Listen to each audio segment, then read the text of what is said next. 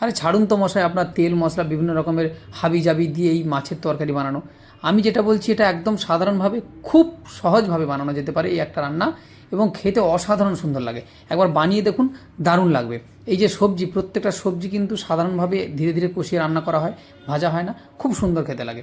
প্রথমে যেটা করবেন, কিছুটা কাতলা মাছ নিয়ে তার মধ্যে নুন হলুদ মেখে গায়ে হলুদটা সেরে নিন। এটাকে আলাদা করে রেখে দিন, আধ ঘন্টা মতো নুন হলুদ ভালো মতো ঢুকে যাবে।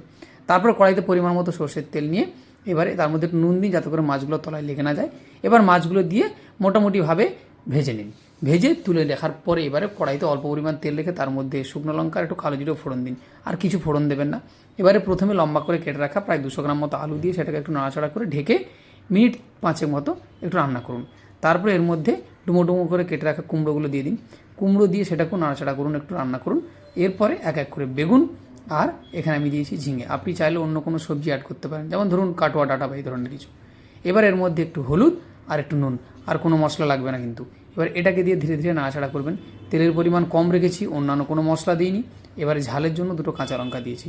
এটা দিয়ে নাড়াচাড়া করে এবার ঢেকে ঢেকে ধীরে ধীরে কষিয়ে কষিয়ে রান্না করুন। যখন দেখবেন সবজির জলটা পুরো শুকিয়ে এসেছে, তখন এবার পরিমাণ মতো ঝোল দেবেন। এখানে আমি 300 ml মতো জল দিয়েছি। জলটা দিয়ে এবার ফুটিয়ে নেবেন। ঝোলটা ফুটে গেলে মাছ এবং ধনেপাতা কুচি দেবেন, আর কিচ্ছু দেবেন না।